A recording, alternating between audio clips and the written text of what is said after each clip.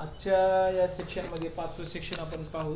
पाचवं सेक्शन कसं करतात इराचं पाचवं सेक्शन आपण पाहू. टायपिंग टेस्ट आपल्याला माहीत आहे. टायपिंग टेस्ट देता आपण. नॉलेज चेकवर जाऊ. नॉलेज चेकमध्ये इथं क्लिक करू. नॉलेज चेक चालू होईल आपलं. नॉलेज चेकमध्ये आपल्याला काही प्रश्न आहेत ते आपण पाहणार आहोत.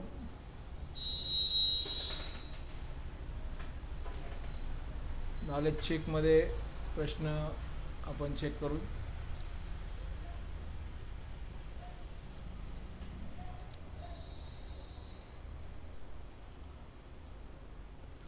तर पहिला प्रश्न आहे, खालील कोणते टॅब प्रॉपर्टीज विंडोजमध्ये फाईलचे एक्सटेन्शन दाखवते. असा प्रश्न आहे. कोणता टॅब हा फाईलच्या प्रॉपर्टीजमध्ये फाईलचे एक्सटेन्शन दाखवते. तर फाईलचं एक्सटेन्शन इथं दिसते आपल्याला. काय तर फाईलचं एक्सटेन्शन ह्या टॅबमध्ये आपल्याला जनरल टॅबमध्ये पाहायला मिळते. जनरल टॅबमध्ये कसं पाहायला मिळते बुवा, समजा मी एखादी फाईल इथं दिसते आपल्याला. इथं आता या ठिकाणी एखादी फाईल आहे, त्या फाईलची मला प्रॉपर्टीज पाहिजे. तर राईट क्लिक करतो मी या फाईलवर. राईट क्लिक दाबायचं आणि इथं प्रॉपर्टीजवर जायचं. प्रॉपर्टीजवर क्लिक केल्या असे अनेक टॅब दिसतात आपल्याला. दिसते का. पण या फाईलचा जनरल टॅब जे दिसते तर फाईलचा प्रकार कोणता आहे. AVI फाईल आहे, फाईलची साईज किती आहे, फाईल केव्हा तयार झाली, फाईलचं मॉडिफाय केव्हा केलं फाईलला, ह्या सगळ्याची माहिती आपल्याला या जनरल टॅबमध्ये दिसते. म्हणजे याची प्रॉपर्टीज आहे. प्रॉपर्टीज म्हणजे संपत्ती. तर हे कुठलं पाहायला मिळाली आपल्याला, जनरल टॅबमध्ये. मग या ठिकाणी आपल्याला तेच प्रश्न विचारला होता की या ठिकाणी फाईलची जी प्रॉपर्टी आहे आपण कुठल्या टॅबमध्ये बघू शकता. तर या जनरल टॅबमध्ये आपल्याला पाहता येते. याचं उत्तर हे बरोबर घ्यायचं, याला सबमिट करायचं. ओके. कोणते चित्र हे क्विक ॲक्सेस एरिया दाखवते. आता आपल्या कीबोर्ड आपल्या या ठिकाणी जे आपला एक्सप्लोरर आहे, या एक्सप्लोरवर क्लिक करतात. एक्सप्लोर विंडो आपल्याला ओपन होतो. हा एक्सप्लोर विंडो ओपन होतो. तर एक्सप्लोर विंडो ओपन झाल्यानंतर हा जो एरिया दिसतो इकडला, या एरियाला क्विक ॲक्सेस एरिया म्हणतात. हा क्विक ॲक्सेस एरिया आहे. दिसते का दिलेला. मग याच्यामध्ये काय दिसते, त्या इथं क्लिक केलं की त्या इमिडिएटली क्विकली त्या फोल्डरमधल्या फाईल दिसत आहेत आपल्याला. म्हणजे या क्विक ॲक्सेस एरियावर क्लिक आहे, पिक्चरमधल्या सगळ्या फाईल दिसत आहेत इथं. म्हणजे डायरेक्टली आपण त्या क्विक ॲक्सेस एरियावरून आपण डायरेक्ट त्या फाईलवर आपण बघू शकता, शोधू शकता. पटकन ती फाईल शोधायला आपल्याला मदत होते. म्हणजे हे सगळं काम क्विक ॲक्सेस एरिया बंद आपण ते करू शकता. म्हणून हा जो एरिया दिसतो हा क्विक ॲक्सेस एरिया आहे. मग याचं उत्तर आपण कोणतं घेणार या प्रश्नातलं. तर क्विक ॲक्सेस एरिया कुठला आहे. तर क्विक ॲक्सेस एरिया हा दिसतोय तुम्हाला. तर हा क्विक ॲक्सेस एरिया आहे. तर याचं उत्तर आपण हे सबमिट करायचं. असं त्यानंतरचा प्रश्न आहे, नवीन फोल्डर तयार करण्यासाठी कोणता कीबोर्डचा शॉर्टकट वापरतात. तर कंट्रोल शिफ्ट आणि N दाबता आपण. काय दाबता आपण, कंट्रोल शिफ्ट आणि N दाबता. हे F आहे म्हणायचं उत्तर नाही. कंट्रोल शिफ्ट आणि N तिन्ही बटणं एकदाच दाबायचं कीबोर्डवर आपल्या डेस्कटॉपवर. तर एक फोल्डर तयार करू शकता. नवीन फोल्डर तयार करण्यासाठी आपण शॉर्टकट की आपण करू शकता. जसं की नवीन फोल्डर तयार करायला आपण काय करत होतो त्या की आपण इथं राईट क्लिक दाबत होतो, इथं न्यू फोल्डरवर जात होतो, इथं फोल्डर तयार करायचं इथं क्लिक करत होतो. फोल्डर तयार करण्याची प्रोसिजर आपल्याला माहीत होती अशी. इथं फोल्डर तयार केलं की इथं फोल्डर बनत होतं हे असं. पण तसं न करता कंट्रोल शिफ्ट आणि N दाबा, डायरेक्टली फोल्डर इथं बनून जाईल असं. तर याचं उत्तर आपण असं घेऊ शकता. समजलं का. तर याचं हे कंट्रोल शिफ्ट N झालं. खालीलपैकी कोणत्या चित्रामध्ये टास्कबारवर स्टार्ट बटन दाखवलेलं आहे. चित्रामध्ये स्टार्ट बटन जे आहे ते इथं आहे का बा. तर हे आहे का, नाही. तर स्टार्ट बटन हे आपल्या चित्रातलं हे आहे. तर हे चित्र दिसते आपल्याला. तर हे स्टार्ट बटन इथं आहे. मग याचं उत्तर आपण कोणतं घेणार, तर हे घेणार. चूज करणार. Very good. याचा आन्सर द्यायचं असं. खालील कोणता घटक डेस्कटॉपचा भाग नाही. कुठला घटक हा डेस्कटॉपचा भाग नाही. डेस्कटॉपवर वॉलपेपर असते, टास्कबार असते, आयकॉन असतात. तिन्ही गोष्टी असतात. डेस्कटॉपवर काय काय असते, कोणते कोणते घटक असतात. हा जो दिसतं हे आयकॉन्स आहेत सगळे चित्र. आणि हे टास्कबार खालची पट्टी आहे. आणि दुसरं काय म्हणलं होतं त्याने, वॉलपेपर. म्हणजे हे वॉलपेपर मागे असते असं. तर हे तिन्ही गोष्टी असतात. फक्त कोणता घटक नसतो, तर टायटल बार नसतो. काय नसतो, हा टायटल बार नसतो असं.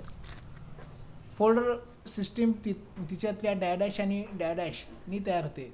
तर फोल्डर जे सिस्टीम आहे तर ती कशानं बनते, फोल्डर आणि सबफोल्डर यांनी तयार होते. फोल्डर सिस्टीममधल्या डॅडॅश असतात. फोल्डरमध्ये काय असतात,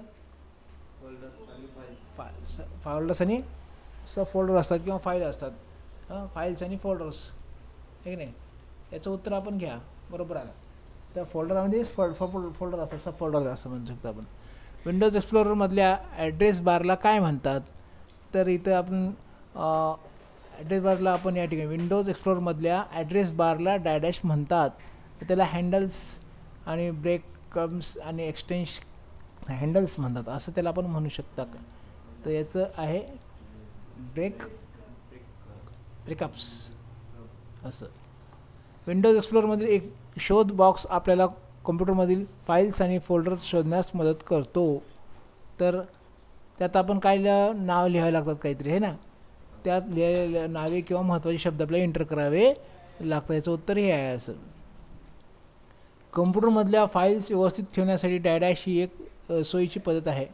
तर फाईल्स व्यवस्थित ठेवण्यासाठी फोल्डरमध्ये आपण फाईल्स स्टोअर करून ठेवू शकता. याचं उत्तर हे घ्यायचं असं. पुढील कोणते कॅरेक्टर हे फोल्डरला नावामध्ये वापरू शकत नाही. तर कोणतं वापरत नाही आपण याला, तर ॲस्टिक वापरता का आपण. हां, तर याचं उत्तर ॲस्टिक्स आहे. तर ॲस्टिक्स मार्क आपल्याला वापरता येत नाही. याचं उत्तर असं घ्यायचं, याला सबमिट करायचं, खाली ओढायचं, खाली असं घ्यायचं, एंड एक्झाम करायचं, ओके करायचं. तर हे झालं सेकंड. लास्ट आपल्याला पॉईंट पाहायचा आहे तो एंड ऑफ सेक्शन टेस्ट, हे घेऊत आपण. आणि याच्यामधले काही प्रश्न आहेत ते पण आपल्याला थोडेसे पाहणार आवश्यक आहेत.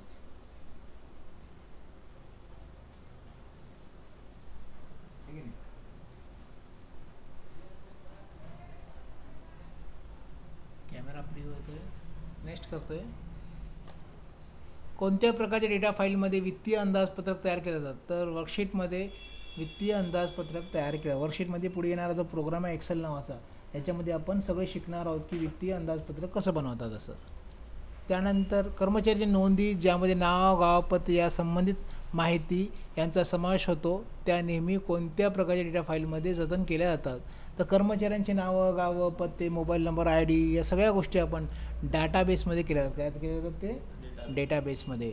डेटा म्हणजे माहिती, डेटाबेस म्हणजे collections of data, it is called as the database. ज्यावेळेस खूप माहिती एकत्र करतात त्याला डेटाबेस म्हणतात. तर इंटरनेट हे जगातलं सर्वात मोठं काय आहे, तर ते आहे इंटरनेट हे जगातलं मोठं नेटवर्क आहे असं म्हणायला हरकत नाही. मूळ फाईल खराब झाल्यास किंवा हरवल्यास फाईलचा येणारा दुसरा संच म्हणजे बॅकअप होय. हो, बॅकअपद्वारे आपण काय करू शकता, एका करून ठेवलं समजा फाईलचा मूळ फाईल आहे त्याची बॅकअप फाईल तयार करून केली, तर पहिल्या फाईलला काही समजा काही अचानक डिलीट झाली तर आपली दुसरी फाईल आपली राहते. मग त्याचा वापर आपण करून आपले कामं भागू शकतो. जसं आपण आपल्याकडे शाळेमध्ये एखादी मार्कशीट आपल्याला देतात, तर त्या मार्कशीटची आपण झेरॉक्स करून ठेवता, म्हणजे मूळ परत आपली तशीच असते, पण त्याची आपण काय करता, झेरॉक्स करून ठेवता. उद्या झेरॉक्स बी केली समजा तर मूळ परत आपल्याकडे अवेलेबल आहे, त्याला बॅकअप असं म्हणतात. तर अशा प्रकारे आपण हे 5वं सेक्शन आपण तुम्हाला ते करून दाखवलं. हा जो व्हिडिओ आवडला तर नक्कीच लाईक करा, शेअर करा, आपल्या चॅनलला भेट द्या.